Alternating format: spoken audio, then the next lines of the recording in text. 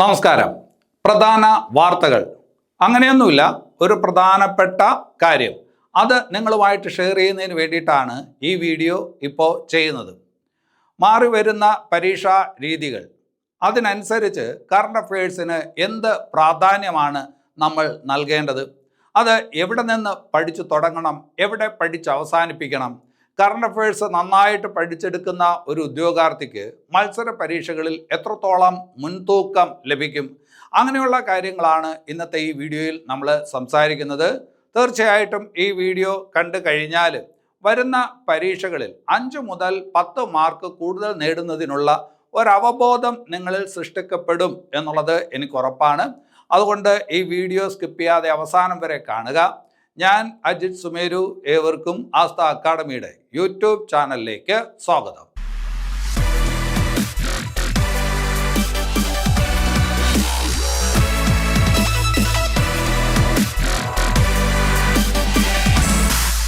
ശരി, അപ്പോൾ ഒരു PSC പരീക്ഷയ്ക്ക് കറണ്ട് അഫയേഴ്സ് പഠിക്കേണ്ടതിൻ്റെ പ്രാധാന്യം എത്രത്തോളമാണ് എന്ന് നിങ്ങൾക്ക് മനസ്സിലാകുന്നതിന് വേണ്ടിയിട്ട് ചില കാര്യങ്ങൾ ആദ്യം പറയാം. സാധാരണ ഒരു PSC പരീക്ഷയ്ക്ക് ചരിത്ര ഭാഗത്ത് നിന്നുള്ള ചോദ്യങ്ങളുടെ എണ്ണം എത്രയാണ്? 5 മാർക്കാണ് അല്ലേ? ഭൂമിശാസ്ത്ര ഭാഗത്തു നിന്നുള്ള ചോദ്യങ്ങളുടെ എണ്ണം എത്രയാണ്? 5 മാർക്കാണ്. ഇവിടെ ചരിത്രം എന്ന് പറയുമ്പോൾ നിങ്ങൾ എന്തെല്ലാം പഠിക്കണം? കേരള ചരിത്രം പഠിക്കണം, ഇന്ത്യ ചരിത്രം പഠിക്കണം, ലോക ചരിത്രം പഠിക്കണം. അത്രയും പഠിക്കുമ്പോഴാണ് ആ ഭാഗത്ത് നിന്ന് നിങ്ങൾക്ക് 5 മാർക്ക് കിട്ടുന്നത്. കടൽ പോലെ ഒരുപാട് കാര്യങ്ങൾ അവിടെ പഠിക്കാനുണ്ട്.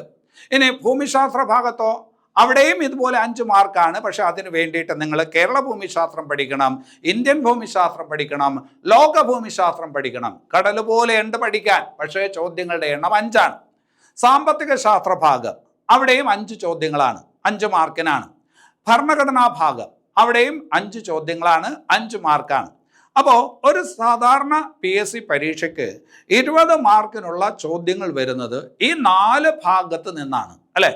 അതിന് വേണ്ടിയിട്ട് നിങ്ങൾ എത്ര സമയം ചെലവഴിക്കുന്നു എന്ന് ചോദിച്ചാൽ, ഒരു ശരാശരി ഉദ്യോഗാർത്ഥി ഈ കാര്യങ്ങൾ പഠിച്ചെടുക്കുന്നതിന് വേണ്ടിയിട്ട് ഏതാണ്ട് 60-70% സമയം, അവൻ മൊത്തം പഠിക്കുന്നതിൻ്റെ 60-70%വും ഈ 20 മാർക്കിനുള്ള കാര്യങ്ങൾ പഠിക്കുന്നതിന് വേണ്ടിയിട്ടാണ് ഇപ്പോൾ ചെലവഴിച്ചു കൊണ്ടിരിക്കുന്നത്.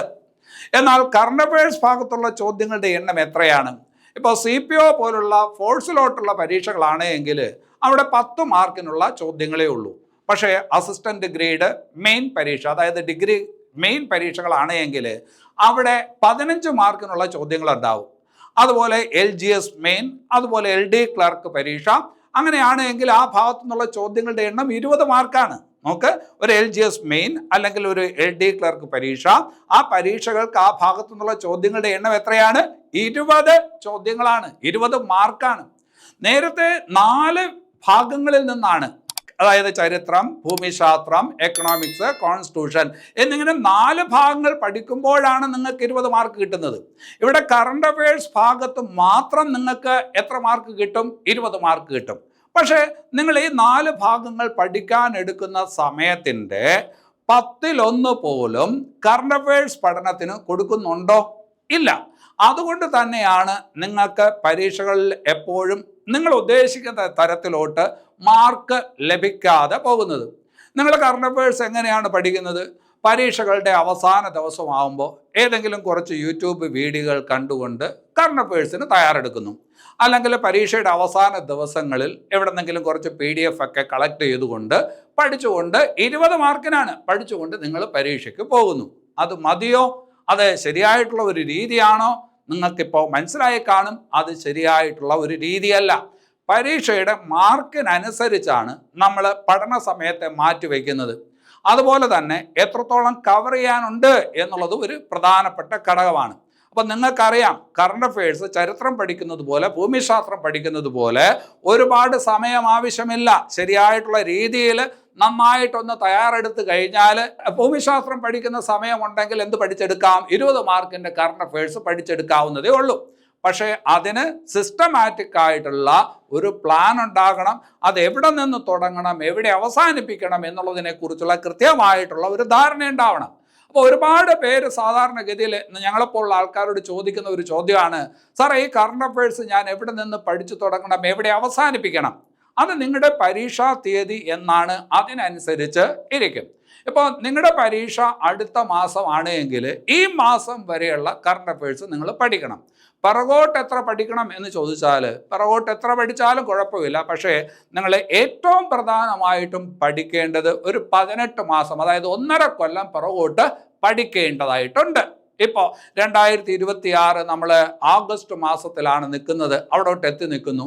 അങ്ങനെയാണെങ്കിൽ 2025 ആദ്യം മുതലുള്ള കാര്യങ്ങൾ വരുന്ന പരീക്ഷകൾക്ക് വേണ്ടിയിട്ട് നിങ്ങൾ എന്ത് ചെയ്യണം, പഠിച്ചെടുക്കേണ്ടതായിട്ടുണ്ട്. അത് ഓരോ മാസത്തിലെയും പ്രധാനപ്പെട്ട സംഭവങ്ങൾ ഏതൊക്കെയും നോക്കി പഠിച്ചു കഴിഞ്ഞാൽ നിങ്ങൾക്കൊന്നും വിട്ടുപോകത്തില്ല. നിങ്ങൾ പല സ്ഥലങ്ങളിൽ നിന്ന് പലതെടുത്ത് കളക്ട് ചെയ്ത് പഠിച്ചു കഴിഞ്ഞാൽ എല്ലാ മാസത്തിലെയും കാര്യങ്ങളിലോട്ട് വരത്തില്ല. അപ്പോൾ ഓരോ മാസത്തെയും രാജ്യത്ത്, ലോകത്തും, നമ്മുടെ സംസ്ഥാനത്തും എന്തെല്ലാം കാര്യങ്ങൾ സംഭവിച്ചു എന്നുള്ളതിൻ്റെ അടിസ്ഥാനത്തിൽ ഓരോ മാസത്തിൻ്റെയും ഈ പറഞ്ഞ കറണ്ട് അഫയേഴ്സ് പഠിച്ചുകൊണ്ട് മുമ്പോട്ട് പോയി കഴിഞ്ഞാൽ നിങ്ങൾക്ക് നല്ല കോൺഫിഡൻസ് കിട്ടും, അല്ലെ? 2025 ജനുവരി മാസത്തിൽ ഈ ലോകത്ത്, ഈ രാജ്യത്ത്, ഈ സംസ്ഥാനത്ത് എന്തൊക്കെ നടന്നു എന്ന് വ്യക്തമായിട്ട് എനിക്കിപ്പോൾ അറിയാം.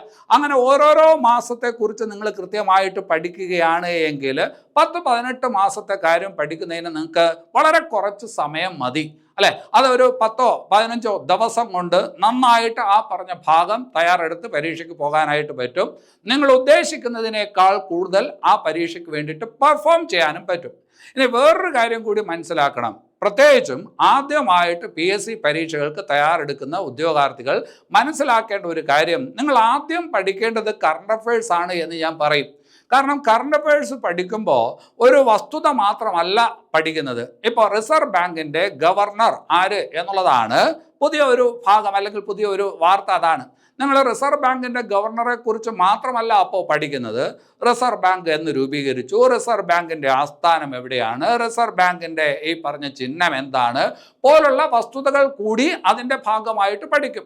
ഇപ്പോൾ എഴുത്തച്ഛൻ പുരസ്കാരം ഇത്തവണ കിട്ടിയത് ആർക്ക് എന്ന് നിങ്ങൾ പഠിക്കുമ്പോൾ എഴുത്തച്ഛൻ പുരസ്കാരം ആദ്യം നേടിയത് ആര് എന്നുൾപ്പെടെയുള്ള കാര്യങ്ങൾ കറണ്ട് അഫയേഴ്സ് ഭാഗത്ത് തന്നെ പഠിക്കും. അപ്പോൾ കറണ്ട് അഫയേഴ്സ് പഠിക്കുമ്പോൾ അത് കേവലം കറണ്ട് അഫയേഴ്സ് മാത്രമല്ല, നിങ്ങളുടെ സിലബസിനകത്തുള്ള പല വിഷയങ്ങളുമായി ബന്ധപ്പെട്ട സ്റ്റാറ്റിക് ആയിട്ടുള്ള GK ആണ് പഠിക്കുന്നത്.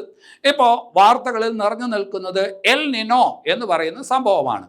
എൽ നിനോയെ കുറിച്ച് നിങ്ങൾ പഠിക്കുന്നു. പസഫിക് സമുദ്രത്തിൽ രൂപം കൊള്ളുന്ന ഒരു പ്രതിഭാസമാണ്, കാലാവസ്ഥയെ സ്വാധീനിക്കുന്ന ഒരു പ്രതിഭാസമാണ്, അല്ലെ? കാലാവസ്ഥ പ്രതിഭാസമാണ് എൽ നിനോ എന്ന് നിങ്ങൾ പഠിക്കുമ്പോൾ നിങ്ങൾക്ക് ലോകഭൂമിശാസ്ത്ര ഭാഗത്ത് എൽ നിനോ എന്ന് പറയുന്ന ഭാഗം പഠിക്കാനുണ്ട്. ചിലപ്പോൾ ഈ കറണ്ട് അഫയേഴ്സിൻ്റെ ഈ ഒരു ഭാഗം പഠിക്കുമ്പോൾ ലോകഭൂമിശാസ്ത്ര ഭാഗത്ത് ആ ചോദ്യമായിരിക്കും ചോദിക്കുന്നത്. ആ ചോദ്യത്തിന് ഈസി ആയിട്ട് ഉത്തരം എഴുതാനായിട്ട് പറ്റും. ഇപ്പോൾ ഹോർമോസ് കടലിടുക്ക് കറണ്ട് അഫയേഴ്സ് ഭാഗത്ത് ഇങ്ങനെ സ്ഥിരം വരുന്ന ഒരു കാര്യമാണ്, ഹോർമോസ് കടലിടുക്ക്, അല്ലെ? അപ്പോൾ ലോകഭൂമിശാസ്ത്ര ഭാഗത്ത് ചിലപ്പോൾ ഹോർമോസ് കടലിടുക്ക് ആ ഭാഗത്തായിരിക്കും ഒരു ചോദ്യമായിട്ട് വരുന്നത്, കറണ്ട് അഫയേഴ്സിൻ്റെ ഭാഗമായിട്ടായിരിക്കില്ല.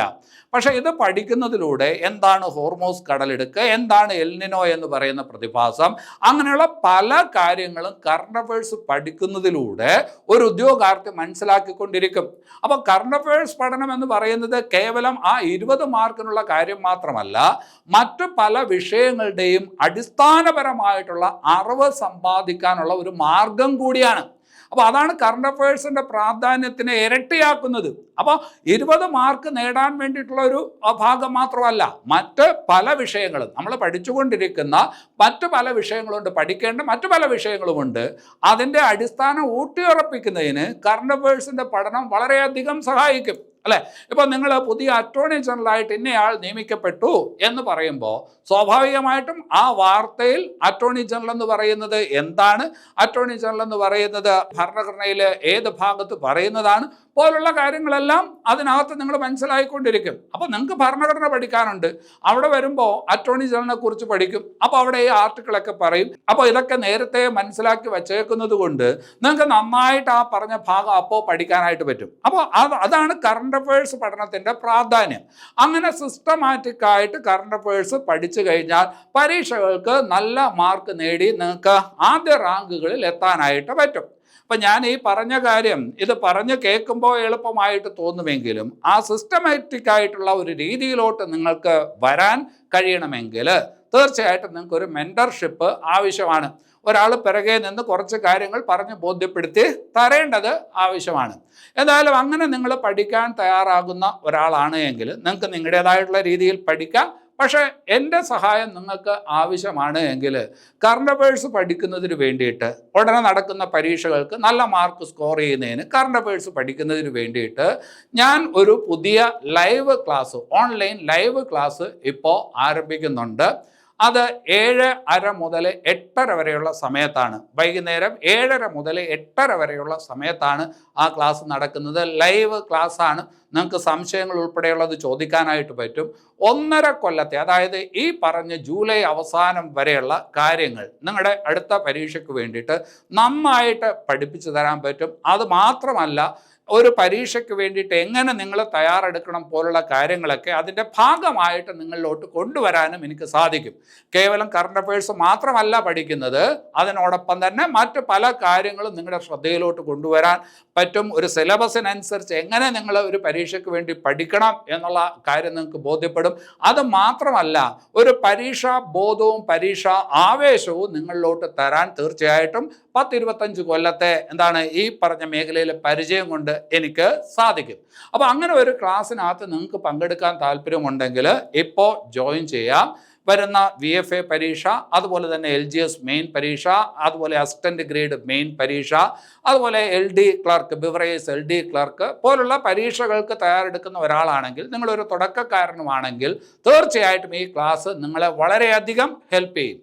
അപ്പോൾ അങ്ങനെ ഒരു ക്ലാസ്സാണ് ആരംഭിക്കുന്നത്. അത് വൈകുന്നേരം 7:30 മുതൽ 8:30 വരെയാണ്. 1 മണിക്കൂറേ ഉള്ളൂ. ഒന്നിടവിട്ടുള്ള ദിവസങ്ങളിലാണ്. 1.5 കൊല്ലത്തെ കറണ്ട് അഫയേഴ്സ് പഠിക്കാം. അതിൽ ചേരാൻ താല്പര്യമുണ്ട് എങ്കിൽ ഈ കാണുന്ന നമ്പറിലോട്ട് വിളിക്കണം. വളരെ ചെറിയ ഒരു ഫീസിൽ നിങ്ങൾക്ക് പഠിക്കാനായിട്ട് പറ്റും.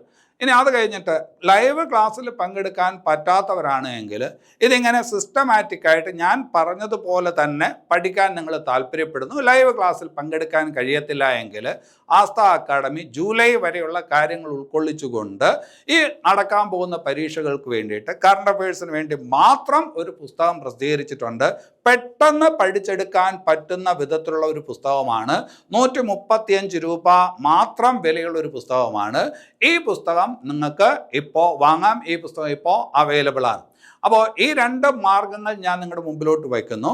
അതിൽ ലൈവ് ക്ലാസ്സിൽ പങ്കെടുക്കുന്നതിന് ഞാൻ താല്പര്യപ്പെടുന്നു. തീർച്ചയായിട്ടും അത് നിങ്ങൾക്ക് മുതൽക്കൂട്ടാവും. അപ്പോൾ നമ്മുടെ മുമ്പിൽ ഓരോരോ അവസരങ്ങൾ വരും, ഓരോരോ സാഹചര്യങ്ങളുണ്ടാവും. ആ സാഹചര്യങ്ങൾ കൃത്യമായ സമയത്ത് കൃത്യമായ രീതിയിൽ വിനിയോഗിക്കുന്നയാളാണ് ശരിക്കും ബുദ്ധിമാൻ. ഇത് നിങ്ങൾക്കൊരു അവസരമാണ്. ഈ അവസരം പരമാവധി പ്രയോജനപ്പെടുത്താൻ നിങ്ങൾ താല്പര്യപ്പെടും എന്ന് ഞാൻ വിചാരിക്കുന്നു. എല്ലാവർക്കും നല്ലത് വരട്ടെ. നന്ദി.